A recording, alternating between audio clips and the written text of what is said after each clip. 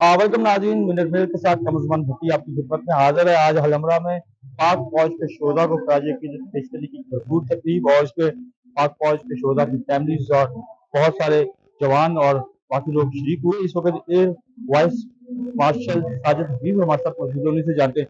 Sir, जिंदा कौमें अपने शोधा को याद रखती हैं और ये तकरीब आप किस हवाले से देखते हैं? मैं कहता हूँ बहुत बड़ी बात है कि एक शहीद के वालिद ने मिलके हमारे मुसल्लह फौज के इदारों के साथ मिलके ये तकरीब मुनक़द की है।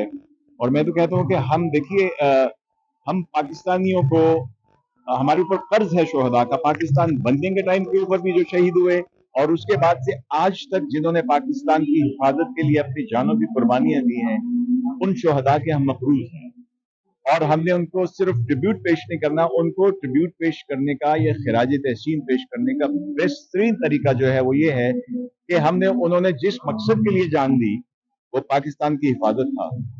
हम उस मकसद की हिफाजत करें, हम पाकिस्तान की हिफाजत करें। सर, पाकिस्तान की हिफाजत के लिए शोधा तो नौजवान सारे आते ही हैं जी, लेकिन इंतशार जो है वो भी साथ साथ फैल रहा होता है।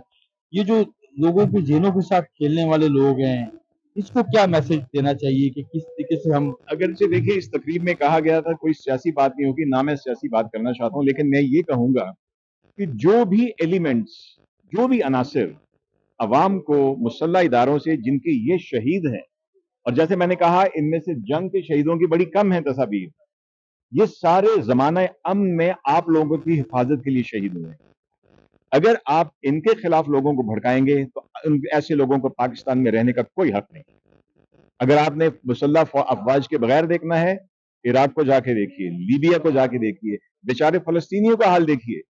आज इनकी अपनी एक ममलिकत होती, इनकी फौज होती तो इजराइल उनके साथ ये कर सकता था। तो खुदारा अपने इदारों की तज़हीक मत कीजिए, अब इनका एहतराम कीजिए। जब आप आराम से सोते हैं ये जाने दे रहे होते हैं, और ये अमन के जमाने की बातें हैं, ये जंग के जमाने की बातें नहीं है। जब कोई उधर से हमला करने आता है, उस अभिनंदन को कौन रोकता है? कोई सियासी जमात के कारकुन रोकते हैं।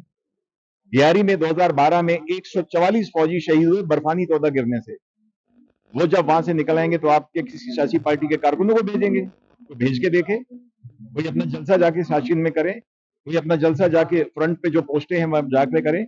यार, हर एक को अपने अपने इदारों का एहतराम करना चाहिए, लेकिन जो आपके लिए जाने देते हैं उनकी तज़हीक मत कीजिए।